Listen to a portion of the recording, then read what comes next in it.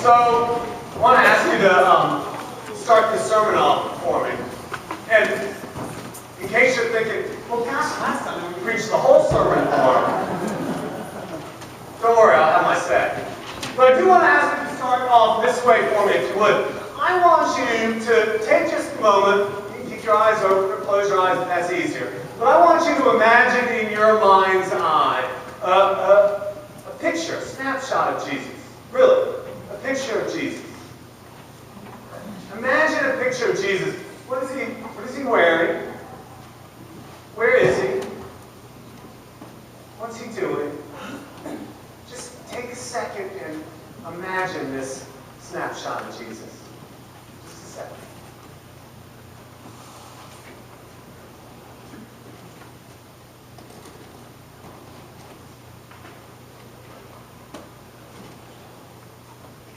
So what do you see?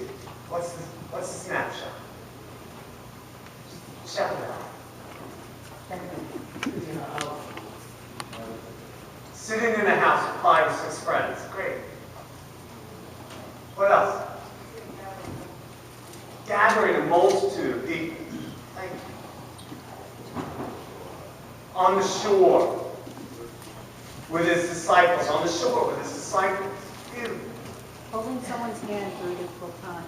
I'm sorry, give that again? Holding someone's hand through a difficult time. Holding someone's hand through a difficult time. Or a child.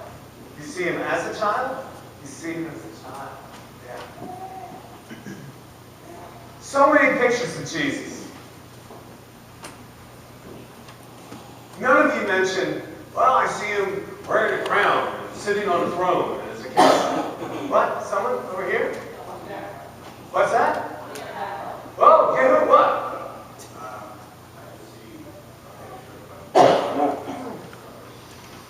So that's great. So you just see a picture of a bunch of people doing nice things for others. That's great. We should let him preach to that. So that's great. Right. So I'm right there with you. Whether it's him doing good things for others, or whether it's him on the shore with his friends, or a simple supper, or holding someone's hand in time of trial. I mean, those are the images that are kind of clearest in my mind. Right. I'm there. And so this Sunday, we're asked to see a different picture of Jesus. This Sunday is in the church calendar is actually called Christ the King Sunday, or the Reign of Christ Sunday. This Sunday, we're asked to imagine Jesus as a king. As a king. I don't know about you, but that doesn't give me any warm feelings. I don't resonate with this image of Jesus as a king. Jesus is the king. And here's the thing that makes it even more difficult, I think. So, were you listening to the gospel? What kind of story is that? We're supposed to be imagining Jesus as a king. Someone said to me after the 8 o'clock service, gosh, I thought we were like in the middle of Lent listening to that story, you know? This is his crucifixion. Here he is, he's been tried, now he's hung on the cross, and he's got the two criminals side by side, and people are making fun of him, they're mocking him, they're tearing off his clothes and sort of saying, all right, well, who's going to take this garment or that garment? One of the criminals is looking over at him and saying, well, go ahead and save yourself, and like, while you're at it, how about me too? And this is the lesson for Christ the King Sunday? What is that about? How does that help us? Well, so here's the thing. I think that this is the perfect lesson for Christ the King, because this is a lesson which reminds us of just how cultural Jesus was. It reminds us of just how much of a shock, how much of a scandal, how much of an earth-shattering character this Jesus was.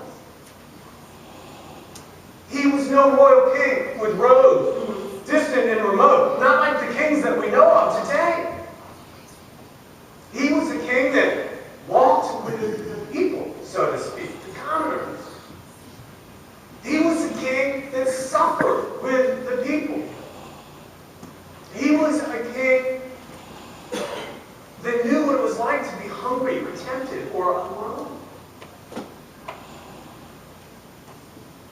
not an ordinary king. He was not detached. He was not so far removed from our experience that he couldn't get it. In fact, he knew exactly what our experience was. Someone says to you, what kind of king is that? You say, he's the kind of king that knows my life. Because that's the kind of king that Jesus was. And that's what this gospel picture tells us, is that he knows what it is to suffer and struggle. It's the right gospel if we're going to talk about Jesus' kingship. And here's the other thing that this gospel tells us about his kingship. His power comes not from an army coming in to rescue him, not from some magical sort of hocus pocus where he all of a sudden frees himself off the cross. Do you hear his power in this story? His power comes, and everyone is mocking him, and everyone is committing violence against him, his being and his body, except this one criminal who's next to him, who looks at him and says, remember me. And Jesus' power comes when he says, you will be with me in paradise. His power comes from grace and forgiveness. That's the power of our King. That's the power of our King. It's not the king that we see in fairy tales, and it's not the king that we read about in history books. It's the king who knows us and who invites us to know him. Now that's a good story. Of course, the challenge is this. If that's our king, then the challenge is, so are we willing to be subject to that king? Oh, wait a second. I mean, are we willing to sort of say, all right, this is the king that's sovereign? Are we willing to surrender our own power? Wait, does that mean I don't get to be the king of my own home? Well, I know I'm not, but anyway, that's another story. But does this mean that we have to follow this king's rule? About grace, about forgiveness, about compassion, about being with the people who aren't so rich or aren't so wealthy or aren't so smart or aren't so pretty, or that's the king's people. Are we willing to be with the king's people? So this is the end of our full church year. This is the story that sort of pulls it all together before we start anew next week with Advent. This is the story. This is the summary story.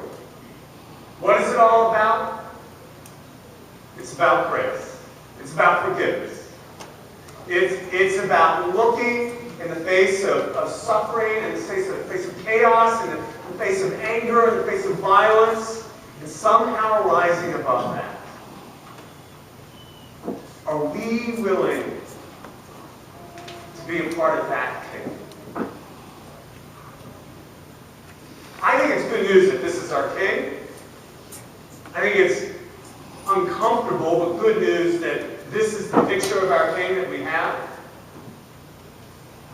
I think it's great news that this king cares about the common people, and that this king will never banish us from this kingdom. The only question is whether we're willing to be